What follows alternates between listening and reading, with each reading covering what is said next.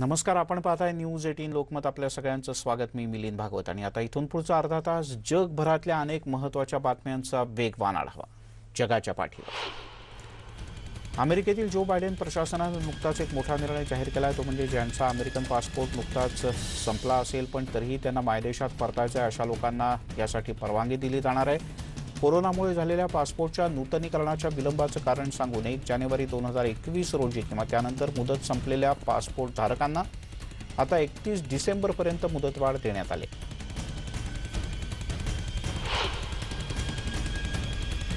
अर्जेंटिनामध्ये कोरोनाची दुसरी लाट रोखण्यासाठी सरकारनं केलेल्या लॉकडाऊनच्या दरम्यान स्वयंघोषित स्वतंत्रतावादी गट आणि साथीचे रोग तसंच आरोग्य धोरणांच्या टीकाकारांनी मंगळवारी निर्बंधांच्या विरोधात निदर्शनं केली. अध्यक्ष फर्नांडिस यांनी 31 मेपर्यंत कठोर निर्बंध घालण्याचे आदेश दिले होते. अर्जेंटिनामध्ये एकूण 3.5 दशलक्ष रुग्णसंख्या आहे तर 75,000हून अधिक मृत्यू नोंदवले गेले. रशियामधील सखा प्रजासत्ताक, ज्याला यकुतिया असं म्हटलं जातं, तिथे सरकारनं उपलब्ध करून दिलेली कोरोनावरची लस घेण्यासाठी अनेकांनी नकार दिलाय. असं असल्यास मंगळवारपर्यंत लेखी स्वरूपात नकार कळवण्याचे आदेश नागरिकांना देण्यात आले. 9 लाखांपेक्षा जास्त लोकसंख्या असलेल्या याकुतिया हा रशियाचा सर्वात मोठा प्रदेश आहे. याकुतियाच्या प्रमुखांनी लसीकरणाच्या दरात वाढ करण्याची मागणी केली आहे. सोबतच जे नकार देतील त्यांना काम करण्याची परवानगी दिली जाऊ शकत नाही असंही प्रशासनानं स्पष्ट केलं आहे.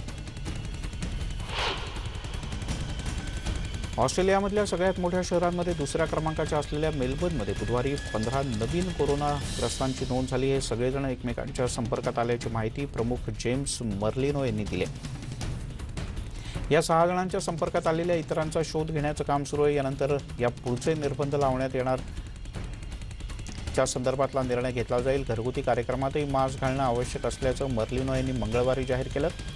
तर सार्वजनिक कार्यक्रमात 30 जणच उपस्थित राहण्याची मर्यादा आहे. 4 जूनपर्यंत हे निर्बंध लागू असतील. या महिन्याच्या सुरुवातीला दक्षिण ऑस्ट्रियात हॉटेल क्वारंटाईनमध्ये संपर्क झालेल्या मेलबर्नहून परतलेल्या प्रवाशांची या संक्रमणाचा संबंध असल्याची शक्यता आहे. ब्राझीलमधल्या साओ पावलोमध्ये काही सामाजिक कार्यकर्त्यांनी परायसोपोलिस भागात सॅनिटरी नॅपकिन्स आणि इतर वैद्यकीय वस्तूंचं वाटप केलं. कठीण आर्थिक परिस्थितीतल्या नागरिकांना मार्च 2020 पासून अन्नपदार्थांचंही वाटप या संस्थेच्या माध्यमातून केलं जातं. काहींना नॅपकिन्स विकत घेणं सुद्धा शक्य नसतं, त्यामुळे मासिक पाळीच्या दरम्यान आवश्यक असलेली स्वच्छता सुद्धा महिलांना करता येत नाही. गेल्या वर्षी याहीपेक्षा भीषण परिस्थिती होती. त्याही वेळेला आरोग्य केंद्र विविध ठिकाणी राबवण्यात आली. तुरुंग आणि शाळांमध्ये सुद्धा फूड पॅकेट्स आणि सॅनिटरी नॅपकिन्स यांचं वाटप करण्यात आलं. 85% पुरुष लोकप्रतिनिधींच्या इच्छाशक्तीच्या अभावामुळे या विधेयकावर अद्याप चर्चा होऊ शकलेली नाही. कॅलिफोर्नियातल्या सरकारी शाळांमध्ये विद्यार्थ्यांसाठी सध्या खास वातावरण निर्मिती केली जाते. लसीकरणासाठी विद्यार्थ्यांना प्रोत्साहित करता यावं आणि विद्यार्थ्यांनी पुढाकार घ्यावा यासाठी विविध बँड, फूड ट्रक हे मागवण्यात आले आहेत. उन्हाळी सुट्ट्यांमध्ये लसीकरण पूर्ण झालं तर विद्यार्थ्यांची शाळा आणि कॉलेजमध्ये येण्याचं प्रमाण वाढेल अशी आशा प्रशासनाला आहे. व्हाईट हाऊसच्या कोरोना व्हायरस विषयातील सल्लागार ऑन्डी स्लॅटिव यांनी म्हटलं की कोरोनाच्या साथीच्या मुळाशी जाण्याची खूप आवश्यकता आहे. आपण कोरोनाच्या मुळाशी गेलो नाही तर त्याचा समूळ नायनाट करणं आपल्याला शक्य होणार नाही असंही स्लॅटिव म्हणाले. कोरोना या विषाणूची निर्मिती कशी झाली हे आपल्याला माहीत नाही. ते कळलं तर उपचार करणं अधिक सोपं होईल असंही त्यांनी नमूद केलं. चीनमधल्या वुहान इथल्या प्रयोगशाळेतून कोरोना पसरल्याबद्दल चीननं अद्याप काही गोष्टी लपवल्याचा आपल्याला संशय असल्याचंही स्लॅटिव म्हणाले. जगातल्या विविध देशांच्या सहकार्यांसाठी जागतिक आरोग्य संघटनेनं अधिक सक्रिय होण्याची गरजही त्यांनी बोलून दाखवली.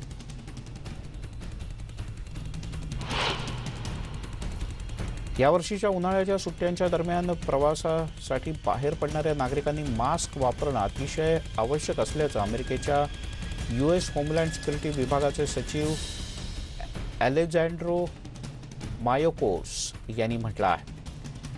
अमेरिकेच्या काही भागात मास्कबद्दलचे काही नियम शिथिल करण्यात आले आहेत, पण पर्यटनासाठी बाहेर पडलात तर विमान, रेल्वे, बस आणि कोणत्याही प्रकारच्या सार्वजनिक वाहतूक व्यवस्थेनं प्रवास करत असाल तर मास्क वापरणं हे बंधनकारक असल्याचं सुरक्षा विभागाच्या या सचिवांनी म्हटलंय। याबद्दल एक SOP जाहीर करण्यात येणार असल्याचंही त्यांनी म्हटलं। तो सगळ्यांना बंधनकारक असेल असंही अमेरिकेच्या सुरक्षा विभागानं म्हटलंय। पर्यटनासाठी बाहेर पडणाऱ्या सुमारे 18 लाख संभाव्य नागरिकांचं आधीच स्क्रीनिंग करण्यात आल्याचं सुद्धा विभागानं स्पष्ट केलंय। दक्षिण आफ्रिकेच्या दुसऱ्या टप्प्यातील लसीकरणाच्या कार्यक्रमाचा वेग वाढवण्याचा प्रयत्न सध्या जोरात सुरू आहे। सध्याच्या लसीकरणाचा मागोवा घेण्यासाठी काही ठिकाणी अधिकारी नियुक्त करण्यात आले। त्यांच्या अहवालानंतर लसीकरणाचा वेग वाढवण्याचा अंतिम निर्णय होईल। जोहान्सबर्गच्या पूर्वेस केम्प्टन पार्क इथे लसीकरण मोहीम सुरू करण्यात आली। गौतेंग प्रांतात लसीकरण केंद्रांची संख्या 28 वरून थेट 63 करण्यात आली। प्रामुख्याने 60 वर्षांवरच्या ज्येष्ठ नागरिकांच्या लसीकरणाला सध्या मोठ्या प्रमाणात प्राधान्य देण्यात येत आहे। 60 वर्षांपेक्षा जास्त वयाच्या नागरिकांना दक्षिण आफ्रिकेमध्ये फायझर कंपनीची लस देण्यात येते।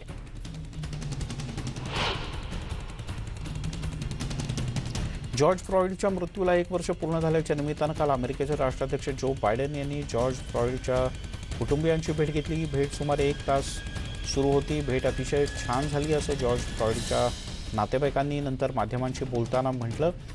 माझा भाऊ एक हुशार व्यक्तिमत्व होतं आणि राष्ट्राध्यक्षांच्या बरोबर काही जुन्या आठवणींना उजाळा देण्याचा प्रयत्न आम्ही केला असंही जॉर्ज फ्लॉइडच्या भावानं सांगितलं। माणसाच्या मुख्य हक्कांच्या संरक्षणासाठी अधिक सक्षम कायदे करण्याची मागणी यावेळेला आपण सगळ्यांनी मिळून राष्ट्राध्यक्षांकडे केली। राष्ट्राध्यक्ष बायडेन यांनी अधिक प्रभावी कायद्यांसाठी आपलं प्रशासन कटिबद्ध असल्याचं नमूद केल्याचंही विल्यम्स यांनी म्हटलंय। यामुळे का होईना पण पोलिसांच्या जुन्या कायद्यांची फेररचना होईल असा विश्वासही त्यांनी व्यक्त केला। मिनियापोलिस अर्थात मिना सिटी पोलिसांच्या वतीनं जॉर्ज फ्लॉइडच्या मृत्यूच्या 1 वर्ष झाल्याच्या निमित्तानं त्याला श्रद्धांजलीचा कार्यक्रम आयोजित करण्यात आला होता। पोलिसांनी आंदोलनाच्या दरम्यान केलेल्या कारवाईत जॉर्ज फ्लॉइडचा मृत्यू झाला। कालच त्याच्या नातलगांनी अमेरिकेचे राष्ट्राध्यक्ष जो बायडेन यांची सुद्धा भेट घेतली। बायडेन यांना भेटल्यानंतर फ्लॉइडच्या मुलीला रडू कोसळलं आणि तिने बायडेन यांना मिठी मारली। तिची समजूत काढण्यासाठी राष्ट्राध्यक्षांनी तिला आईस्क्रीम आणि चॉकलेट दिल्याचंही त्यांनी सांगितलं। जॉर्ज फ्लॉइडच्या स्मृती दिनाच्या निमित्तानं अमेरिकेच्या अनेक शहरांमध्ये विविध कार्यक्रमांचं आयोजन करण्यात आलं आहे।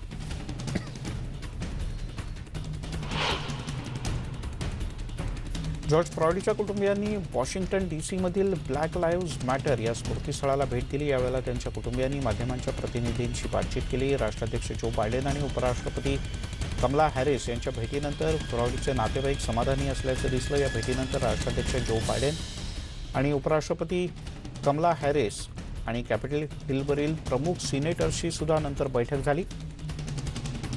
या बैठकीमध्ये पोलिसांच्या कायद्यांसंदर्भातल्या बदलांच्याबद्दल चर्चा झाल्याचं सूत्रांनी म्हटलं। आम्हाला अर्थपूर्ण कायदे करण्याची आवश्यकता असल्याचं जॉर्ज फ्लॉइडचा भाऊ यानं म्हटलं आहे। जॉर्ज फ्लॉइडच्या स्मृती दिनाच्या निमित्तानं लॉस एंजेलिस शहराच्या मध्यवर्ती भागात रस्त्यावर मोठ्या संख्येनं नागरिक एकत्र आले होते। ब्लॅक लाईव्हज मॅटर च्या वतीनं आयोजित करण्यात आलेल्या कार्यक्रमात महाविद्यालयीन तरुणांपासून थेट न्यायाधीशांपर्यंत सर्वच क्षेत्रातील नागरिक सहभागी झाले होते।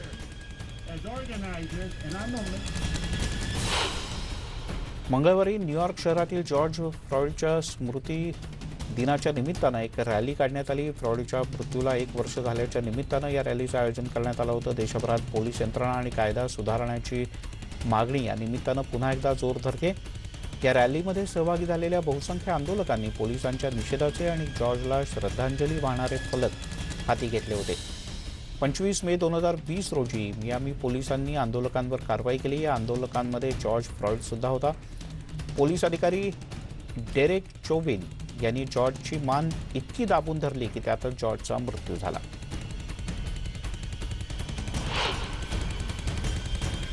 मिनियापोलिस या शहरामध्ये एका श्रद्धांजली सभेचं आयोजन करण्यात आलं होतं। याच परिसरात बरोबर 1 वर्षापूर्वी पोलिसांच्या कारवाईत जॉर्ज फ्लॉइड याचा मृत्यू झाला होता। आजच्या श्रद्धांजलीच्या कार्यक्रमात फ्लॉइडला वेगवेगळ्या पद्धतीनं श्रद्धांजली वाहण्यात आली। सगळ्यांनी काही वेळ शांतता पाळली। फ्लॉइडची बहीण आणि कुटुंबातील अन्य सदस्य मंगळवारी डाउनटाउन पार्कमध्ये हजारो नागरिकांच्या सोबत प्रार्थना सभेसाठी एकत्र जमले होते। हे वर्ष सगळ्या जगासाठी खास करून आमच्यासाठी खूप त्रासदायक होतं असं जॉर्जच्या कुटुंबियांनी म्हटलंय। 46 वर्षीय जॉर्जचा गेल्या वर्षी याच दिवशी आंदोलनाच्या दरम्यान पोलिसांच्या कारवाईत मृत्यू झाला होता. जॉर्ज फ्लॉइडच्या हत्येच्या पहिल्या स्मृतिदिनाच्या निमित्तानं स्मारकाच्या परिसरात बर्लिनमध्ये शेकडो समर्थक एकत्र जमले होते. जॉर्जच्या मृत्यूनंतर अमेरिकेसह जगातल्या अनेक देशांमध्ये पोलीस कायदे आणि नियमांमध्ये बदल होत असल्याबद्दल यावेळेला समाधान व्यक्त करण्यात आलं. जॉर्ज याच्या मृत्यूला कारणीभूत ठरल्याप्रकरणी तत्कालीन पोलीस अधिकारी डेरेक चोविन यांना नंतर दोषी ठरवण्यात आलं. वर्षपूर्वीच्या पूर्ण होण्याच्या काही दिवस आधीच या खटल्याचा निकाल लागला आणि संबंधित पोलीस अधिकाऱ्याला दोषी ठरवण्यात आलं, तर अन्य काही अधिकाऱ्यांवर अजूनही खटला सुरू आहे.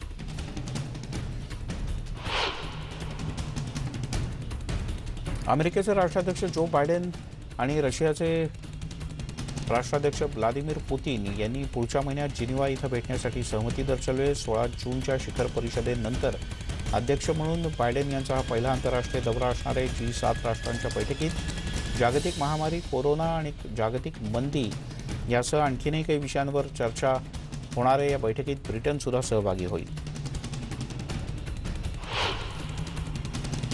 माजी राष्ट्राध्यक्ष डोनाल्ड ट्रम्प यांच्या व्यापार व्यवहारांच्या चौकशीसाठी कायदेतज्ञांची एक खास परिषद आयोजित करण्यात आली होती. 2 वर्षांच्या तपासणीनंतर मॅनहॅटन जिल्हा मुख्यालयानं काही कागदपत्रांची तपासणी करून एका प्रदीर्घ कायदेच्या लढाईची तयारी केल्याचं कळतं. आपलं नाव जाहीर न करण्याच्या अटीवर एका कायदेतज्ञानं सांगितलं की लवकरच डोनाल्ड ट्रम्प यांच्या विरोधात मोठी कायदेशीर कारवाई सुरू होईल. जगातील अण्वस्त्र नष्ट करण्याच्या दृष्टीनं इराण सहकार्य करतो का नाही हे पाहणं अतिशय महत्त्वाचं आहे, असं म्हणत अमेरिकेच्या परराष्ट्र मंत्री अँटनी ब्लिंकेन यांनी इराणच्या प्रश्नावर पुन्हा एकदा स्पष्ट भूमिका घेतली. इराणनं सहकार्य केलं तर त्यांच्यासह संपूर्ण जगाचा फायदाच होईल, असंही परराष्ट्र मंत्री ब्लिंकेन म्हणाले. व्हिएन्ना करारानंतरही अमेरिका तत्कालीन राष्ट्राध्यक्ष डोनाल्ड ट्रम्प यांच्या अट्टहासामुळे त्यातून बाहेर पडली होती. तसंच इराणवर विविध प्रकारचे निर्बंध सुद्धा घालण्यात आले होते. पण बायडेन प्रशासनानं इराणच्या बरोबर चर्चा करण्यासाठी तयारी दर्शवली आहे.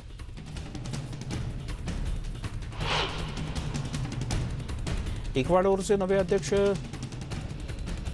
गिल्मोरो लासो यांनी मंगळवारी सकाळी अमेरिकेचे अध्यक्ष जो बायडेन यांच्या प्रतिनिधींची भेट घेतली. अमेरिकेचे अध्यक्ष जो बायडेन यांचे प्रतिनिधी म्हणून त्यांचे संयुक्त राष्ट्रातील राजदूत लिंडा थॉमस ग्रीनफील्ड इथे गेले होते. अमेरिकेबरोबरचे आमचे पारंपरिक संबंध अधिक दृढ करण्याच्या दृष्टीने आपला प्रयत्न असल्याचं अध्यक्ष लासो यांनी म्हटलंय. आणि ही द्विपक्षीय बैठक सुमारे 1 तास चालली. मंगळवारी बगदादच्या तहरीर चौकामध्ये सरकारच्या विरोधात जोरदार निदर्शनं करण्यात आली आणि सुरक्षा दलांमध्ये संघर्ष सुरू झाला. त्यात एक निदर्शक ठार झाला. विरोधकांनी दगडफेक सुरू केल्यानंतर सुरक्षा दलांनी जमाव पांगवण्यासाठी थेट काही स्फोटकांचा वापर केला, असं प्रत्यक्षदर्शी आणि इराकी अधिकाऱ्यांनी म्हटलंय. संतप्त निदर्शकांनी परिसरातील पोलिसांचं वाहन देखील जाळलं. अनेक कार्यकर्ते आणि पत्रकारांवर वाढत्या हल्ल्यांच्या निषेधार्थ ही निदर्शनं आयोजित करण्यात आली होती. इस्लामिक रिपब्लिकला अणुबॉम्ब मिळण्यापासून रोखण्याच्या उद्देशानं 2015 मध्ये झालेल्या आण्विक करारात अमेरिकेला परत आणण्याच्या उद्देशानं जागतिक शक्तींनी मंगळवारी इराणशी चर्चेची 5वी फेरी पूर्ण केली. आंतरराष्ट्रीय अणुऊर्जा एजन्सीनं इराणच्या अण्वस्त्र स्थळांवर पाळत ठेवलेल्या कॅमेऱ्यांच्या संदर्भातल्या तेहरानसोबतच्या कराराची मुदत 1 महिन्यानं वाढवण्यात आल्याची चर्चा व्हिएन्नामध्ये आहे. पॅलेस्टाईनचे अध्यक्ष महमूद अब्बास आणि जॉर्डनचे परराष्ट्रमंत्री ऐमान अल सब्दी यांनी मंगळवारी रामल्ला इथं भेट दिली. यावेळेला झालेल्या बैठकीत पॅलेस्टाईन प्रांतातील परिस्थितीबद्दल संयुक्त प्रयत्नांवर चर्चा करण्यात आली. अमेरिकेचे परराष्ट्र सचिव अँथनी ब्लिंकेन यांनी गाझाला भेट देऊन केल्यानंतर ही बैठक झाली. इस्रायल आणि पॅलेस्टाईन यांच्यातल्या संघर्षाचं मूळ हे अद्याप सापडलेलं नाही आणि इस्रायलीचे पंतप्रधान बेंजामिन नेतन्याहू यांनी या संदर्भात तुर्तास घेतलेला पुढाकार सकारात्मक असल्याचं मात्र त्यांनी म्हटलं. मंगळवारी इकोवासचे प्रतिनिधी माली इथे दाखल झाले होते. देशातील राजकीय पेच प्रसंगाचं सावट वाढत असताना गुडलॉक जोनाथन यांनी पश्चिम आफ्रिकेच्या प्रादेशिक गटातील प्रतिनिधी मंडळाचं नेतृत्व केलं। गेल्या वर्षभरापासून राजकीय पेच प्रसंगांमध्ये मध्यस्थ म्हणून काम करणारे जोनाथन म्हणाले की परिस्थिती अधिक चांगल्या पद्धतीनं समजून घेण्यासाठी हा गट सैन्य, नागरी आणि त्यात सहभागी झालेल्या सर्वच पक्षांच्या प्रमुखांच्या भेटी घेईल। गेल्या वर्षी मालीच्या राष्ट्राध्यक्षांना सत्तेवरून पायउतार व्हावं लागलं होतं। जेरुसलेममध्ये आणि त्याचबरोबर मुस्लिम आणि ख्रिश्चनांच्या पवित्र स्थळी नियमांचं उल्लंघन झाल्यास प्रादेशिक युद्ध होऊ शकतं, अशा प्रकारचं वक्तव्य लेबनीज लढाऊ गट हिजबुल्लाहच्या नेत्यांनी मंगळवारी केलं। हमास आणि इस्रायलमधील 11 दिवसांच्या युद्धानंतर प्रथमच हसन म्हणाले की जेव्हा इस्रायलनं पवित्र स्थळांवर हल्ला केला किंवा शहरातील पॅलेस्टाईनची हानी करण्याचा प्रयत्न केला तेव्हा कोणीही शांत राहू शकलं नाही आणि संघर्ष आता सुरू झालाय। पोलंडमध्ये खाणबंदीच्या हुकुमशाहीच्या विरोधात निदर्शकांनी जोरदार आंदोलन केलं। त्यांच्या गाड्यांमधून हे शेकडो निदर्शक एकत्र निघाले। मंगळवारी झेक प्रजासत्ताकाच्या सीमेजवळ प्रचंड वाहतूक कोंडीचा सामना बाकीच्यांना करावा लागला। यानंतर पोलंड आणि शेजारच्या झेक प्रजासत्ताकच्या सहकारी नेत्यांनी कोळशाच्या खाणीवरून असलेल्या अनेक वर्षांचा वाद मिटवण्याच्या संदर्भात सखोल चर्चाही पूर्ण केली आहे। पहिल्या टप्प्यातली ही चर्चा आहे। झेक सरकारचं म्हणणं आहे की खाणीमुळे भूगर्भातील पाणी आणि इतर पर्यावरणाचं नुकसान होणार आहे।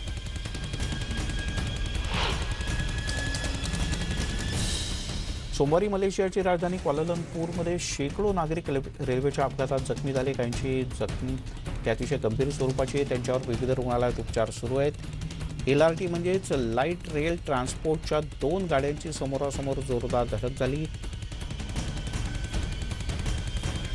पेट्रोना टॉवरजवळच्या भूमिगत रेल्वे ट्रॅकवर हा अपघात झाला।